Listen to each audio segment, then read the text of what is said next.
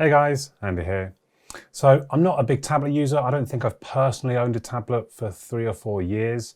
I've got an iPad for work, given to me for work, and that just lives in a drawer at work, doesn't really get used.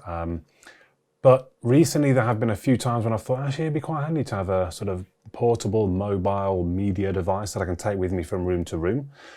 So today we're looking at the Huawei MediaPad M5.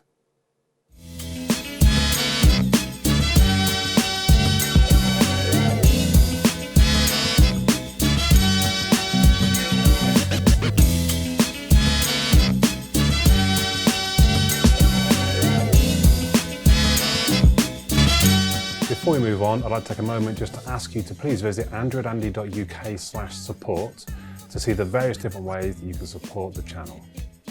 So let's take a look at what you actually get in the box. It's a fairly simple box, just kind of plain whitish cream maybe, with sort of gold shimmery mirrored writing on the box. Quite nice. On the back there's a few of the specs: 10.8-inch screen, 2K screen, Harman Kardon speakers, and a 7,500 mAh battery. If we take a look at what you get in the box, it's a fairly simple affair again. So there's the charging brick on the one side, and there's a box of goodies on the other, which has the warranty card and an instruction manual, which neither of which you particularly, well, the warranty card maybe you want to fill out, but I haven't bothered. And then you get a USB Type-C to 3.5mm headphone jack adapter, because there is no 3.5mm headphone socket. And of course, a USB Type-C cable. If we look at the actual device itself, so this one is space grey. It comes in champagne gold as well. I'm not gonna lie, it's much bigger than I expected it to be. I don't quite know how that's possible when I know that it's a 10-inch tablet, and it still surprised me how big it is, but it did. It's an aluminium body and it is 498 grams, but it's only actually 7.3mm thick. There are reasonable bezels to it, but then I quite like bezels on a tablet, give you something to grip a hold of. The screen to body ratio is 76.1, so not fantastic, but again, that's not actually a bad thing. The fingerprint sensor, which can act as a home button if you have buttons turned on rather than gestures, is pretty quick and reliable. I don't think I ever had any issues with it. It didn't really fail me at any point. The power button and the volume rocker, to me, seem to be in the wrong place. So if you're in landscape, they're on the right-hand edge at the top. Now the problem is when you twist it to portrait with the fingerprint sensor at the bottom, middle bottom, all of a sudden all your buttons are on the bottom of the device, which just seems a little bit odd to me. If when it was in landscape you put the buttons on the top left, when you switch to portrait it's on the right top, still in an accessible position. I don't quite know why they've put them where they are, and I do find myself sort of trying to work out where the power button is sometimes, because it's just not in what I feel to be a natural position.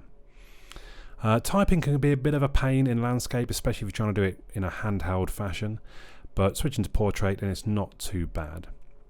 I did keep catching the software buttons along the bottom though, trying to press the space and going home instead, so I switched over to using gestures, which works just fine.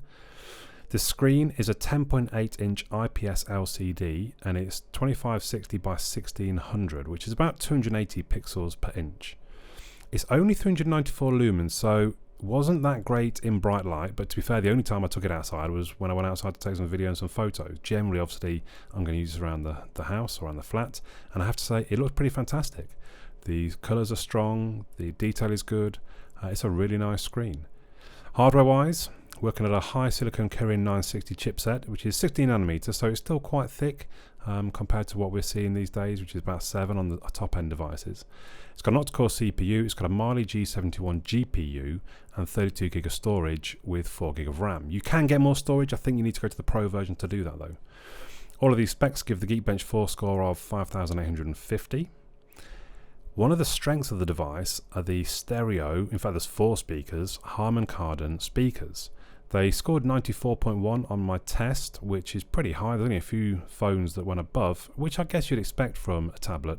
But the bigger thing is just the quality. The quality of the noise and sound you get from them is really very good. Gap there between the upper midfield of the leading contenders and the racing points, the two alphas, the Toro Rosso and the Haas of Kevin Magnussen. There is no headphone jack as mentioned, but you get the adapter. You can plug in a micro SD card slot. It goes into a bit of a SIM tray type thing on one side. Then let's just talk about the camera now. I'm going to say right now, you won't be buying this because of the camera. The still images they were okay. They were reasonable for a budget device that cost £270, but they were not fantastic. The front facing was okay, should be sufficient for video calling. The video wasn't very good, if I'm honest, but again, you're not buying this because of the camera. The software out of the box was Android 8 and EMUI 8. It took about a day for it to then tell me, oh, there's an update to 9, which it did. And then there were various different updates seemed to pour through at that point. And it left me on security patch 5th of July, which is a little bit out of date now. That's kind of almost 3 months, well, 2 months to be fair. You get SwiftKey as the keyboard as standard. I'm okay with that. I'm happy enough going to Google though. There are various different navigation options, 3 buttons at the bottom, gestures. I have moved over to gestures. One thing I really like is desktop mode. With just a press of a couple of buttons, you basically turn your tablet into a desktop mode PC with icons and windows and everything, which I think is really quite clever. Obviously you can plug this into a TV from the USB-C port, and then you can plug in keyboards and mice and use it like it was a desktop computer. I've mentioned the battery is 7,500 milliamp hours and it's 18 watts fast charging as well. The battery lasted me about 3 days with around 6 hours of screen on time.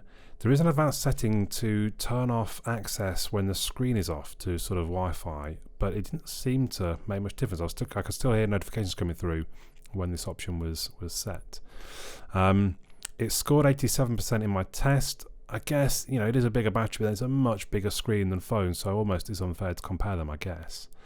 30 minutes of regular charging, so I just plugged it into my usual USB Type-C charger, went up 15%, but on the charger from the box, it went up 27% in 30 minutes.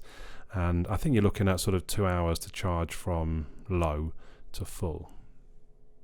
So it really is a fantastic media consumption device. I've used it a lot more than I thought I would. The weaknesses, I suppose, you've got to look at the fact that it's Huawei, so the software is going to be questioned by a lot of people, be it just the actual Huawei software, which is okay. It's not a reason not to buy it. But then all the sort of uncertainty around Huawei at the moment, I think you're safe. A device that's already been released and people have been buying, I think they will leave Google on them. So you should be safe with a MediaPad. The other weakness being the screen brightness. It's not a tablet to be used outdoors, I would say, but I don't know, would you want to use it outdoors? Maybe, I suppose, but I'm not really interested in that, so it doesn't really bother me. Its strengths are the speakers. I mean, they do sound fantastic. They sound really so good. That and actually the screen, and I've just said the screen was a weakness, besides the screen brightness, the actual color and the sort of contrast and the quality, really very good. So tie up the screen and the volume together and the speakers together, and it really is a good media consumption device. The battery, whilst not fantastic, is good enough, I think. And it's Huawei, so although we question the software, I don't think you question the hardware. The hardware is really very good.